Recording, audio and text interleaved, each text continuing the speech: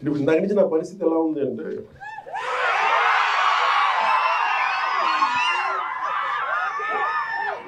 ఒక చిన్న అబ్బాయిని అమ్మా నాన్న ఒక ఆట స్థలం, ఒక క్రీడా స్థలానికి తీసుకెళ్ళి కానీ, ఒక టాయ్ షాప్కి తీసుకెళ్ళి కానీ, ఒక బొమ్మల దుకాణానికి తీసుకెళ్ళి కానీ అతన్ని కూర్చోబెట్టి అలాగే అతని కంట్రోల్గా పక్కన కూర్చోబెడితే వచ్చిందేమో బొమ్మలు చూడటానికి, కొనుక్కోవడానికి. ఇవన్నీ తల్లిదండ్రులు కూర్చొని హోల్డ్ చేసి మిగతా మాట్లాడితే ఎలా ఉంటుందో నా పరిస్థితి ఎలా ఉంది. చుట్టుపక్కల పుస్తకాలు నేను ఎంఎస్కే విజయ్ కుమార్ గారి చిన్న కోపం కూడా ఉంది. నాకు ఇంతసేపు నాకు తెలియదు, లేదంటే ఇప్పటికే నేను ఏమంటుంది దీపం వెలిగించి వెళ్ళిపోయే మైండ్ సెట్లో ఉన్నాను నేను. అంటే ఎందుకు సరదా ఎందుకు చెప్తున్నానంటే, నాకు జీవితంలో ధైర్యం ఇచ్చింది, నాకు నిలబడే ధైర్యాన్ని ఇచ్చింది నా పుస్తకాల ధైర్యాన్ని ఇచ్చింది. నేను ఎప్పుడు ఈ సందర్భంగా నాకు ఒక పుస్తకాల షాప్ రన్ చేసే నాకంటే చాలా సూపర్ సీనియర్ అయిన రమేష్ గారని భవానీ బుక్ సెంటర్ అని రన్ చేసేవాడిని బెంగళూరులో. స్కూల్ అసైన్మెంట్స్కి, సోషల్ అసైన్మెంట్స్కి వెళ్ళి ఏవో కొనుక్కుంటా ఉండేవాడిని. అలాగే నాకు స్నేహం, ఆయన బుక్ షాప్ ఓనర్, నేనేమో 8th class, 7th class. So అది నాకు ఏం చేసింది, ఆయన బుక్ షాప్కి వెళ్ళి నేను కూర్చొని చదవటం, అది నాకు చాలా చాలా సహాయపడింది.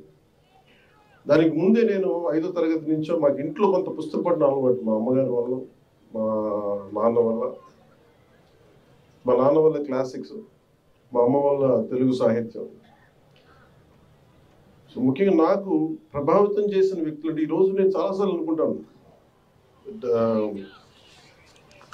డబ్బులు ఒక ₹1,00,00,000 ఇచ్చేయడానికి ఆలోచించను, కానీ ఒక పుస్తకం ఇవ్వాలంటే చాలా ఆలోచిస్తాను.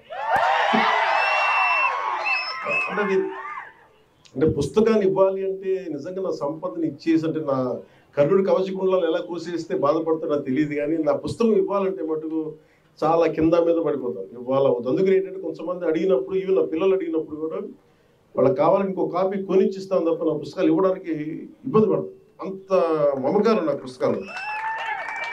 ఎందుకు ఇంత మమకారం అంటే, నా జీవితంలో ఎప్పుడు కూడా పుస్తకాలు అనేది, పుస్తక పఠనం లేకపోతే నేను ఏమైపోయేవాడిని అనిపిస్తుంది.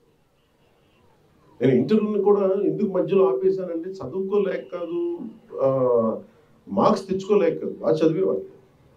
కానీ ఎందుకంటే నేను కోరుకుంటున్న చదువు పుస్తకాల్లో లేదు, క్లాస్ రూమ్లో లేదు.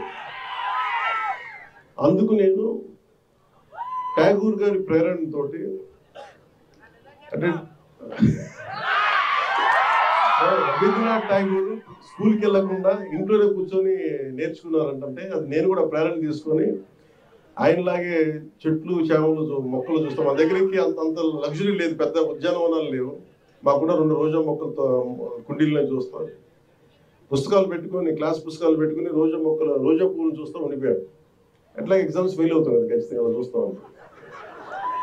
ఇట్లా చాలా ఇవన్నీ చూస్తూ నాకు బలం ఇచ్చింది. ఎందుకంటే నాకు స్వతంత్రంగా నేను నేర్చుకోగలను, నాకు అధ్యాపకులు అవసరం లేదు, నాకు ఏమి కావాలో నేను నేర్చుకోగలను.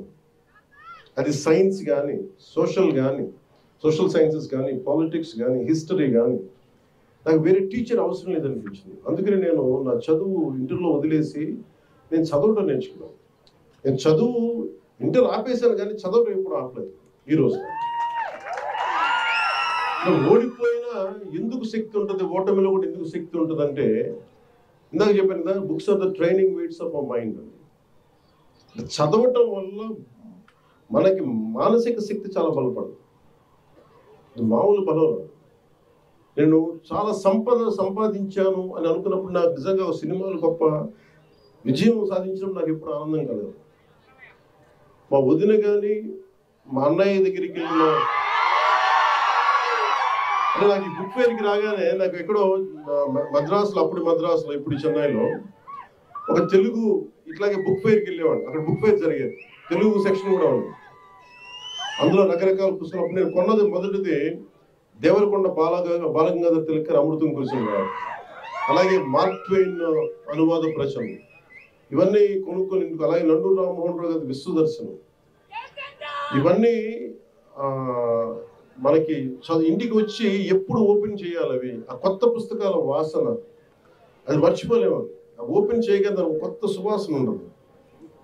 అంటే వర్షం చినుకు పడ్డప్పుడు ఎండిపోయిన నేలకి మట్టి వాసన ఎలా ఉంటుందో, ఒక కొత్త పుస్తకాన్ని తీస్తే ఆ వాసన ఎంత మొత్తుగా ఉంటుందో ఒక పుస్తక ప్రియుడికి తెలుసు దాని భావం.